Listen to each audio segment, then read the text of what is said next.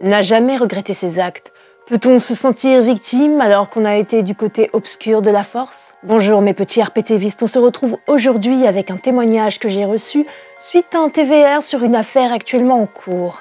D'où les grandes précautions que je prendrai avec ce dernier. Cette personne a souhaité partager son expérience assez mitigée aux lourdes conséquences avec nous. Il a participé à plusieurs bukake grâce à un site spécialisé dans cette pratique. Dans la mesure où il s'agit d'un témoignage sur un sujet délicat, j'anonymiserai au maximum. Sans plus tarder, je vais vous raconter son histoire.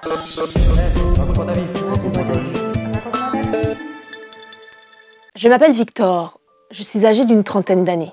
Je ne suis ni grand, ni fort, ni beau. Et c'est peut-être pour ça que je me suis retrouvée à vivre ce type d'expérience. Je consomme de la pornographie depuis que j'ai 10 ans. Et même si je ne me considère pas tout à fait comme addict, je pense avoir des comportements qui ne sont pas très sains, bien que je fasse tout mon possible pour me reprendre en main. Je n'ai jamais eu la joie d'avoir une petite amie. Mes rapports avec les femmes sont toujours tarifés. Nous sommes en février 2019 lorsque je me décide à sauter le pas. Depuis quelques mois, je suis inscrit à la newsletter du site Bukake. Je n'ai pas payé d'inscription. Je reçois simplement cette newsletter qui me tient informé des nouvelles vidéos ou encore des tournages de bukake pour lesquels on recherche des participants. La veille, je reçois un mail avec l'adresse précise. Le rendez-vous sera à 13 h à Paris. Arrivé devant ce qui semble être l'entrée d'un hangar ou d'une cave, je remarque qu'il y a de nombreux hommes sur le trottoir qui attendent devant. On se regarde un petit peu, gênés, car on sait tous pourquoi on est venu. Plusieurs voitures de police patrouillent dans le quartier. Je ne suis pas très rassurée. J'ai entendu dire qu'il y avait déjà eu des descentes de police, alors j'espère que ce tournage ne sera pas interrompu. On se retrouve effectivement dans un grand sous-sol. On est vraiment nombreux, il y a de tout. Des ex-tolards, des mecs de quartier, des monsieur tout le monde. Elle aime bien les mecs qui sortent de prison. Ils ont la dalle. À l'entrée, il y a un mec qui contrôle les cartes d'identité et les tests pour ceux qui veulent pratiquer le no capote. Je n'ai vu personne prendre ce risque. Elle arrive, tel un coq dans sa basse-cour. Il est regardé avec admiration. Pour beaucoup, c'est un héros. Le héros de ceux qui n'ont pas de chance avec les femmes, de ceux qui fantasment sur des rapports énergiques et brutaux, de ceux qui ne sont ni beaux, ni grands, ni forts, comme dira le gars avec qui j'ai sympathisé ce jour-là. Il demande s'il y a des petits nouveaux. Je suis le seul à lever la main. Il m'explique la règle, qui est plutôt simple. Bon bah, tu suis le mouvement et tu fais comme tout le monde. La fille arrive. Il s'agit de tatouée, percée au téton, des cheveux courts, peroxydés. Elle est très attirante, très sexuelle. Elle fait le tour des participants en leur prodiguant caresses buccales et manuelles. Je suis totalement intimidée. Ce n'est pas évident d'être au milieu de tous ces hommes en rut. Ça me rappelle mes extravagances estivales sur la sulfureuse et bien nommée baie des cochons. Ces hommes n'ont plus rien d'homme, ils ressemblent à des chiens. Il est temps de passer aux choses un peu plus sérieuses. L'actrice se met à quatre pattes et les participants ne sont pas triés pour profiter de cette femme offerte. Il faut jouer des coudes pour pouvoir bénéficier d'une quarantaine de secondes avec elle. C'est la loi du plus fort qui domine et comme je l'ai dit, je suis loin d'être fort. Elle dirige les opérations. Je le trouve directif, mais en même temps il est obligé, vu les gaillards qu'il a invités. Sans cette attitude-là, cela pourrait vite dégénérer. Je ne l'ai pas trouvé violent avec la fille, évidemment, il nous a régalé de ses blagues déplacées, assez misogynes. Mais ce n'est pas aller plus loin. Je ne me suis pas posé une seule fois la question de son consentement. Je n'avais pas l'impression qu'elle était venue contrainte. Ce premier bukake n'était pas une vraie réussite pour moi. Les deux qui ont suivi étaient déjà un peu plus plaisants. Il s'agissait cette fois-là d'une espèce de partenariat avec une autre plateforme espagnole. Bukake. Ils tournent avec beaucoup de filles de l'Est et j'ai pu voir de l'alcool sur le tournage. Je suppose qu'il y avait également de la drogue. Enfin, j'en sais rien. Simple supposition de ma part, au vu de l'attitude très désinhibée de certains. Aucune pénétration n'était possible, c'était du pur bukake. Avec en prime ce qu'on appelle le swallow. Tellement écœurant. Je me souviens qu'il y avait une assistante qui tenait la tête de la fille pour qu'elle avale. Le cadreur, qui avait la cinquantaine, me paraissait particulièrement libidineux. J'ai croisé également Matadi, qui est en prison aujourd'hui. Je l'avais trouvé un peu hautain, mais pas méchant pour dessous. Le dernier tournage avec eux était prévu pour le 8 mars 2020. J'ai hésité à y aller, mais j'ai renoncé. 40 ans de Covid, ce n'était pas très prudent. D'autant plus qu'aucune précaution n'était prise. Par contre, une fellation à côté de 60 mecs potentiellement porteurs d'IST, ça, aucun problème. J'ai bien fait de ne pas y aller. Le scandale a éclaté peu après. Je suis tombée des nues. Moi qui n'avais pas une grande estime de moi-même, je me suis trouvée encore plus abjecte. Ai-je participé à des viols sans le savoir? Je me suis refait le scénario des dizaines et des dizaines de fois dans ma tête. J'ai essayé de me souvenir si j'avais pu remarquer une absence de consentement de l'actrice. Ne pouvant plus garder le secret, j'en parle à Vanessa. Égale à elle-même, elle ne me juge pas. Vanessa est une amie très chère à mon cœur. Je la connais depuis 10 ans. J'ai eu la chance de la rencontrer durant mes études dans une région à l'opposé de la mienne. De cette expérience, une amitié est née que nous avons cultivée grâce aux réseaux sociaux comme Messenger. Je me suis beaucoup confiée à elle. Nous avions nos petits rituels de conversation de fin de semaine. Elle me connaît probablement plus que mes parents. Et je dois l'avouer, mes sentiments pour elle ont toujours été complexes. Un mélange de forte amitié, d'amour et de désir. De son côté à elle, c'est très clair. Je suis un ami. Un vrai ami. Elle est mariée et très amoureuse et mère de famille. Tout espoir est vain. Et pourtant, les 4 fois où je l'ai revue, je n'ai pu m'empêcher de ressentir les fameux papillons dans le ventre. La dernière fois, c'était en 2021, pendant le couvre-feu. Je l'ai couverte de cadeaux. Et je n'ai pu m'empêcher de me faire d'énormes films. La passion et le désir se sont imposés à moi si brutalement que je me sentais comme hors de mon corps. Lorsqu'elle m'a quittée sur le palier, comme à chaque fois, j'ai eu ce sentiment que je la perdais.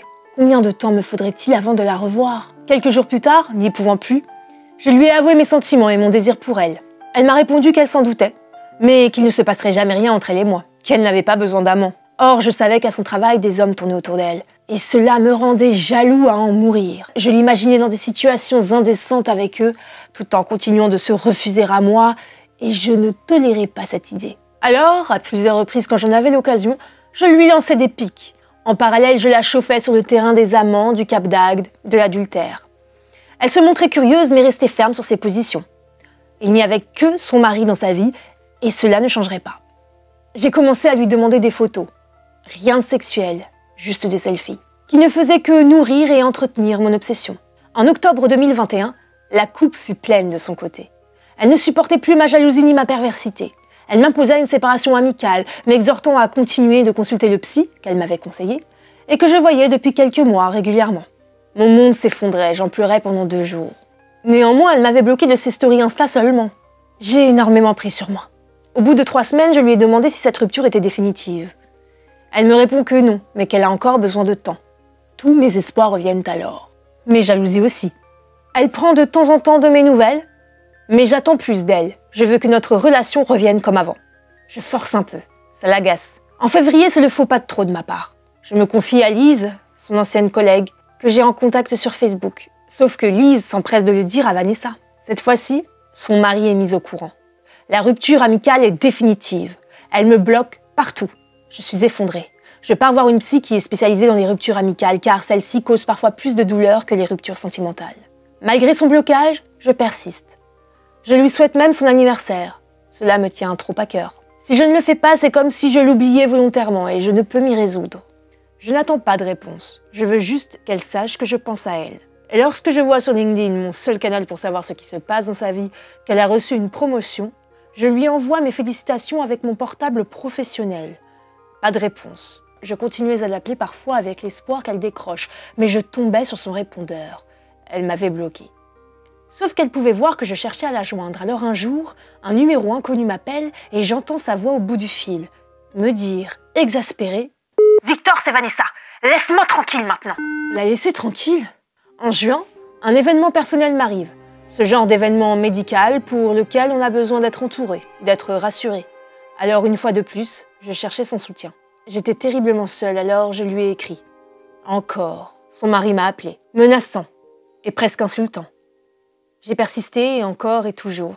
En juillet, je lui ai renvoyé un message d'encouragement. Elle m'a répondu « Putain, lâche-moi ». J'ai travaillé sur moi tout l'été, prenant du recul sur cette situation que j'avais provoquée, mais dont je me sentais paradoxalement victime. Fin août, je lui envoie un message que je jugeais bienveillant pour lui souhaiter une bonne rentrée à elle et sa famille. Elle me laisse un message sur mon répondeur. « Victor, c'est Vanessa. Qu'est-ce qui va pas chez toi? Qu'est-ce que tu comprends pas?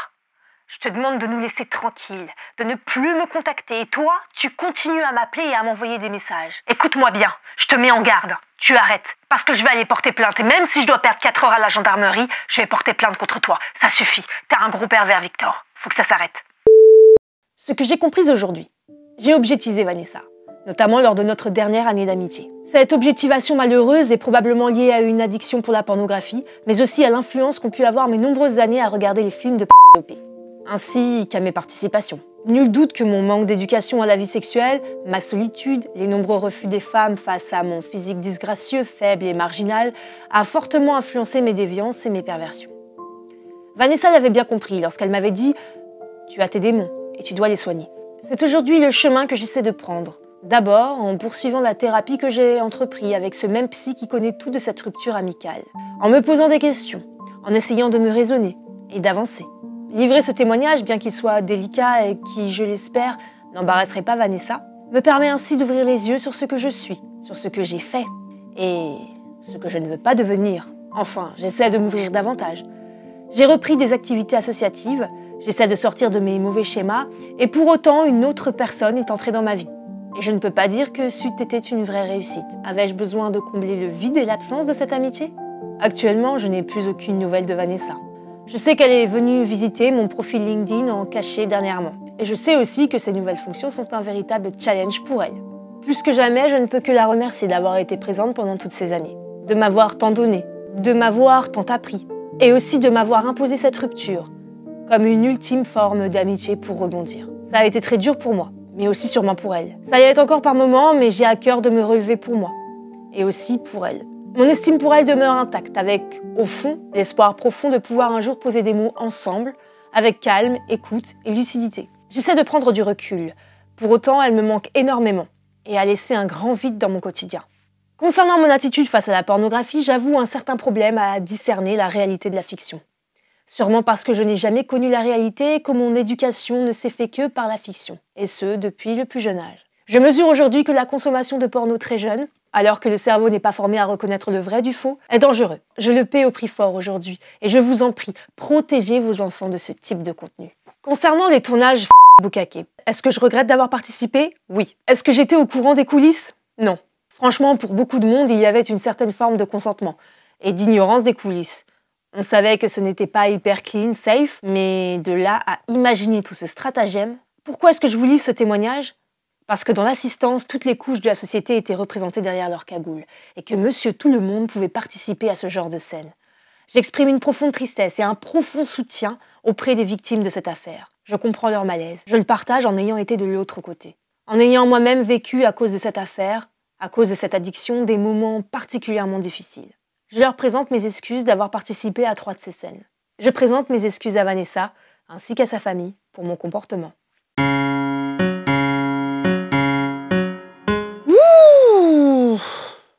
C'est un témoignage vraiment intime. Alors merci Victor pour cette mise à nu, qui n'est pas forcément évidente à raconter. J'ai beaucoup échangé avec cet abonné avant de pouvoir écrire son histoire. Pour le coup, j'ai réécrit le témoignage puisqu'il y avait des parties audio également, en plus des mails. Mais l'idée est là et le récit que j'en ai fait est plutôt fidèle au récit que j'ai eu de l'abonné.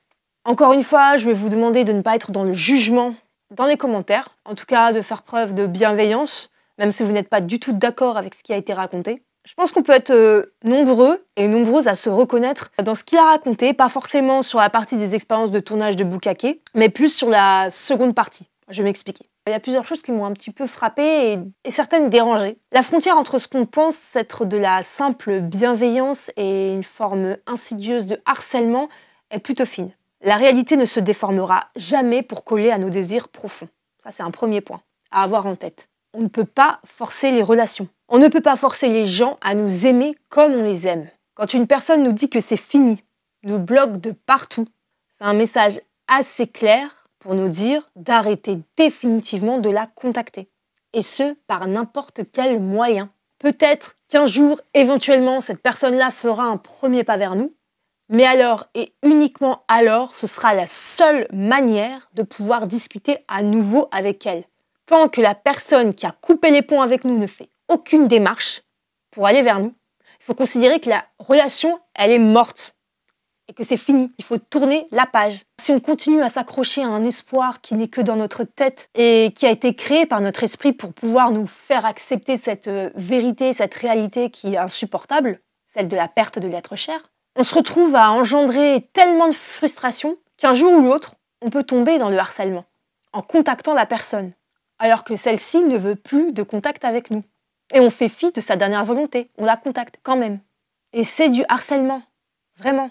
Les gens qui pratiquent ça, il faut que vous mettez dans la tête que ça ne fait du bien qu'à vous, en contactant l'autre. Et on ne peut pas prendre cette excuse de « je la contacte pour avoir de ses nouvelles, c'est de la bienveillance ». Non.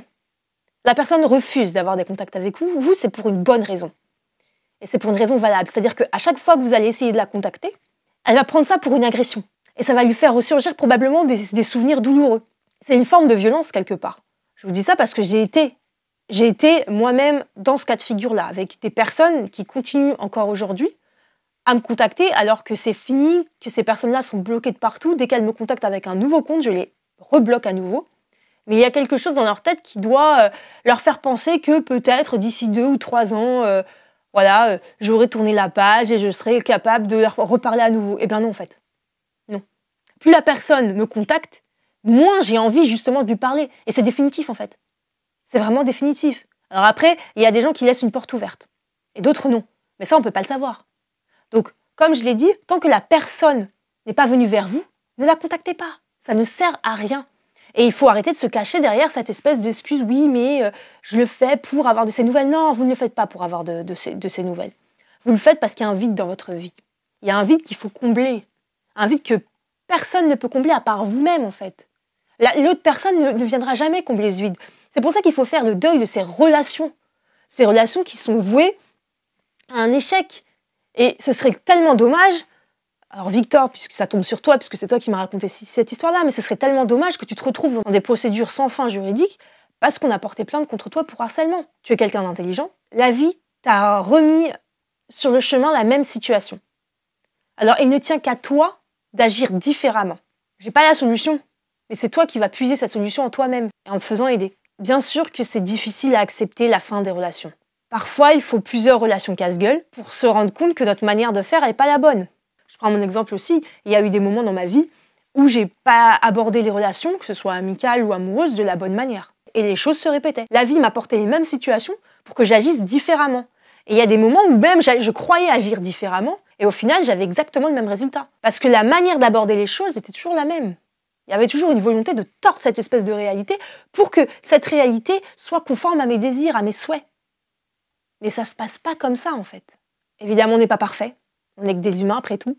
Puis c'est difficile de mettre en place un changement. Mais dès qu'on a cette prise de conscience que quelque chose ne va pas, il en va de notre responsabilité de mettre en place des changements. Et surtout, d'apprendre à respecter le désir de l'autre. Dans ton cas, Victor, il s'agissait de relations amicales et qui n'étaient donc pas envisagées comme une relation amoureuse. En tout cas, du côté de la fille. Parce que tu parles beaucoup de relations amicales, mais de ton côté... Tu voulais que la relation se transforme en relation amoureuse. Et tu avais de l'espoir que cela arrive. C'est pour ça que la relation, dès le départ, elle était quelque part faussée. Faussée par tes attentes. Par des attentes irréalisables. Mais ça arrive à tout le monde. Je pense pas qu'il y ait une seule personne qui nous écoute, qui n'ait pas été confrontée à une relation à sens unique une fois dans sa vie. À nourrir des sentiments pour une personne qui ne voit en nous qu'un ami. Et croyez-moi, c'est très difficile de pouvoir avoir une relation amoureuse comme ça. L'amour, c'est très compliqué et à la fois, c'est très simple. Il y a autant de types de relations sur Terre que d'êtres humains, mais une chose est sûre, c'est qu'il y a des manières de faire qui ne sont pas les bonnes. Tu as avoué tes sentiments, c'est très bien. La personne en face de toi t'a dit que c'était pas possible. Déjà, à partir de ce moment-là, j'ai envie de te dire, tout espoir ou presque est vain. C'est difficile, tu peux nourrir encore des sentiments, mais si tu te rends compte qu'au bout de 2, 3, 4 semaines, la personne n'est pas intéressée, elle n'est pas intéressée en fait.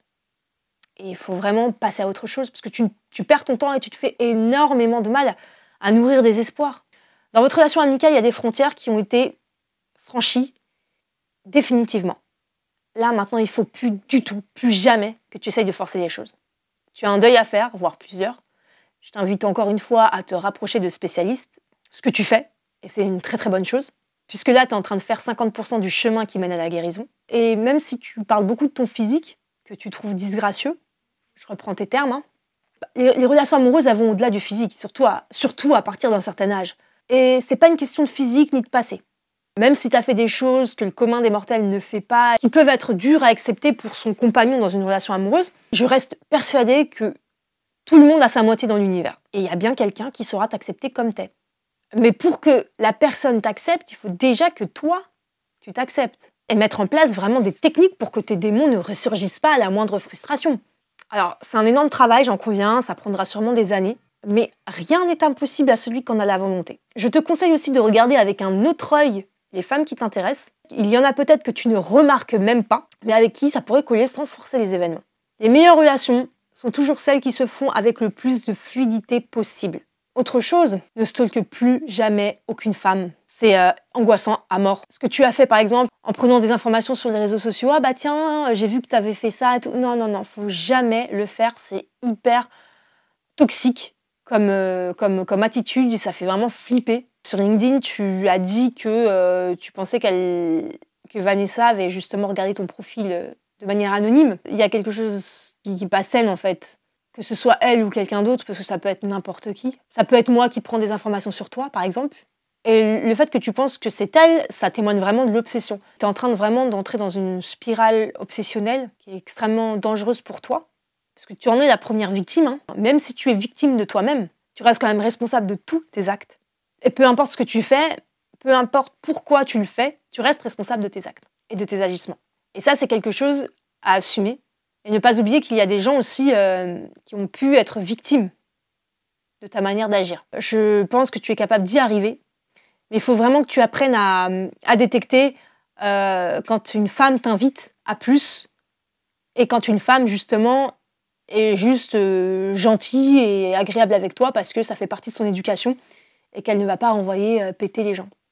J'ai peut-être un peu extrapolé, mais c'est ce que ton témoignage m'a inspiré et je préfère dire les choses de manière sincère. J'espère que ce petit RMTV pourra aider aussi d'autres personnes qui sont dans ce cas-là. Force aussi à toutes ces femmes-là qui n'osent pas couper les ponts avec des personnes qui sont toxiques, qui continuent à doucement les harceler. Voilà, couper les ponts de partout.